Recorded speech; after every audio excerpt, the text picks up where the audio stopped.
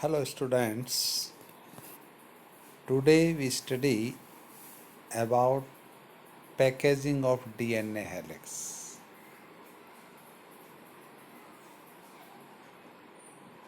Taken the distance between two consecutive base pairs as 0.34 nanometer. If the length of the DNA double helix in a typical mammalian cell is calculated simply by multiplying the total number of base pair with the distance between two consecutive base pair, that is 6.6 into 10 power 9 multiplied by 0.34 into 10 power minus 9 meter per base pair. It comes out to approximately 2.2 meters, a length that is far greater than the dimension of a typical nucleus, approximate 10 power minus 6 meter. How is such a long polymer packaged in a cell? जैसा कि हमें पता है कि दो base pair consecutive base pair के बीच की distance वो 0.34 नैनोमीटर होती है। अब अगर हम किसी टिपिकल मैमेलियन सेल की टोटल बेस पेयर की लेंथ काउंट करना चाहें तो हम टोटल बेस पेयर को the distance between two consecutive base pair से मल्टीप्लाई करके ज्ञात कर सकते हैं। जैसे ह्यूमन का जो डीएनए है उसमें टोटल बेस पेयर है 6.6 इंटू 10 की पावर 9। अगर हम इसे 0.34 नैनोमीटर या ये कहें कि 0.34 इंटू 10 की पावर 9 माइनस 9 पर बेस पेयर से गुना करें तो ये लगभग 2.2 मीटर आती है। अब क्वेश्चन ये उठता है कि इतनी ज़्यादा लेंथ का क्रोमोसोम या डीएनए एक छोटे से न्यूक्लियस में जिसका डायमीटर अप्रोक्सीमेट 10 की पावर माइनस 6 मीटर है उसके अंदर ये कैसे पैक होता है? If the length of the E. coli DNA is 1.3 millimeter, can you calculate the number of base pair in E. coli? तो पहले हम इस लेंथ को मीटर में कन्वर्ट करते हैं 1.36 इंटू 10 की पावर माइनस 3 मीटर। और अब हम दो बेस पेयर के बीच की जो डिस्टेंस है उससे अगर इसे डिवाइड करें तो हम टोटल बेस पेयर की संख्या निकाल सकते हैं। In prokaryotes such as E. coli, though they do not have a defined nucleus, the DNA is not scattered throughout the cell. Prokaryotic cell में जैसे कि ई कोलाई बैक्टीरिया में यद्यपि कोई डिफाइंड न्यूक्लियस नहीं होता फिर भी डीएनए वो throughout the cell scattered नहीं होता। डीएनए क्योंकि नेगेटिवली चार्ज्ड है is held with some proteins that have positive charge in a region termed as nucleoid. DNA जो कि नेगेटिवली चार्ज है, वो पॉजिटिवली चार्ज कुछ प्रोटीन्स के साथ मिलकर एक रीजन में पड़ा रहता है और उस रीजन को हम न्यूक्लियोइड कहते हैं. DNA in nucleoid is organized in a large loops held by proteins. और डीएनए न्यूक्लियोइड के अंदर बड़े बड़े लूप्स के रूप में ऑर्गेनाइज्ड रहता है जो प्रोटीन के मॉलिक्यूल्स के कारण बनते हैं. In eukaryotes this organisation is much more complex. There is a set of positively charged basic proteins called histone. Eukaryote में ये ऑर्गेनाइजेशन कुछ थोड़ा ज़्यादा कॉम्प्लेक्स होता है. वहाँ कुछ पॉजिटिवली चार्ज बेसिक प्रोटीन होती है जिन्हें हिस्टोन कहते हैं.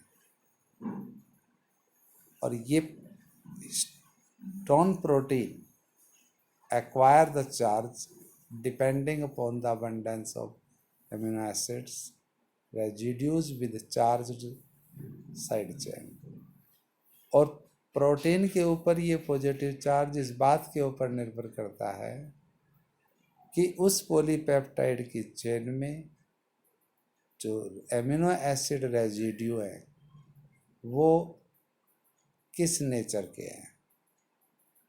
Histone are rich in basic amino acids. Histone protein वो बेसिक एमिनो एसिड से भरी पड़ी होती है जिसमें मेनली लाइसिन एंड आर्जिनिन, ये दो बेसिक एमिनो एसिड बार बार रिपीट होते हैं और उस प्रोटीन की नेचर को बेसिक बना देते हैं. Both the amino acid residue carry positive charges in their side chain and histones are organized to form a unit of 8 molecule called histone octamers. और ये जो हिस्टोन प्रोटीन है इन दोनों एमिनो एसिड के कारण ये पॉजिटिवली चार्ज्ड होती है और हिस्टोन प्रोटीन के 8 मॉलिक्यूल आपस में यूनाइट होकर एक ऑक्टामर बनाते हैं जिसे हम हिस्टोन ऑक्टामर कहते हैं. The negatively charged DNA is wrapped around the positively charged histone octamer to form a structure called nucleosome. और इस तरह से जो डीएनए जो कि नेगेटिवली चार्ज होता है वो इस पॉजिटिवली चार्ज हिस्टोन ऑक्टामर के ऊपर लिपटता है और एक स्ट्रक्चर न्यूक्लियोसोम का निर्माण करता है. ए typical nucleosome contains 200 base pair of DNA helix. Nucleosomes constitute the repeating unit of structure in the nucleus, chromatin. तो इस तरह से डीएनए हिस्टोन प्रोटीन के ऊपर लिपटकर न्यूक्लियोसोम का निर्माण करता है और एक न्यूक्लियोसोम में लगभग डीएनए के हेलिक्स के 200 बेस पेयर होते हैं. Nucleosome bar bar repeat in structure and form the chromatin material. और न्यूक्लियस के अंदर ये न्यूक्लियोसोम बार बार रिपीट होकर एक बीडेड स्ट्रक्चर फॉर्मेशन करते हैं जिसे क्रोमेटिन मटेरियल कहते हैं।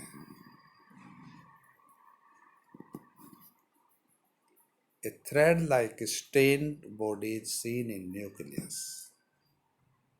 The nucleosome in chromatin are seen as beads on a string. When viewed under electron microscope, और जब हम इस क्रोमेटिन मटेरियल को इलेक्ट्रॉन माइक्रोस्कोप की हेल्प से देखते हैं तो हमें एक बीड्स ऑन स्ट्रिंग, जैसे मोतियों की स्ट्रिंग हो, इस तरह की स्ट्रक्चर दिखाई पड़ती है। Theoretically, how many such beads do you imagine are present in a mammalian cell? तो मैमेलियन सेल में कुल कितने न्यूक्लियोसोम हो सकते हैं? जैसा कि हमें पता है कि एक न्यूक्लियोसोम में कुल 200 बेस पेयर रैप्ड होते हैं और टोटल बेस पेयर ह्यूमन या मैमेलियन सेल में 6.6 इंटू 10⁹ बेस पेयर हैं। तो उस 200 से डिवाइड करके हम टोटल न्यूक्लियोसोम्स की संख्या काउंट कर सकते हैं।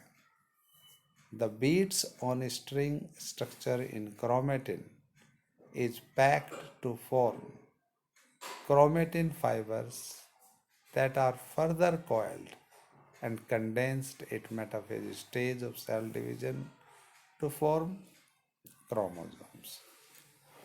और ये क्रोमेटिन मटेरियल जो कि बीडेड स्ट्रक्चर है वो पैक होकर क्रोमेटिन फाइबर्स का निर्माण करती है और फिर ये क्रोमेटिन फाइबर्स कंडेंस्ड होकर फर्दर कॉइल्ड एंड कंडेंस्ड, और वो कंडेंस होकर क्रोमोसोम्स का निर्माण करते हैं जो कि हमें सेल डिवीजन के मेटाफेज स्टेज पर सबसे ज़्यादा क्लियर दिखाई पड़ते हैं। The packaging of chromatin at higher levels requires additional sets of proteins that collectively are referred to as, यानी कि जो क्रोमेटिन मटेरियल की पैकिंग है उसमें हायर लेवल्स पर कुछ एडिशनल सेट्स ऑफ प्रोटीन की ज़रूरत होती है जिन्हें हम collectively non histone protein, chromosomal protein कहते हैं।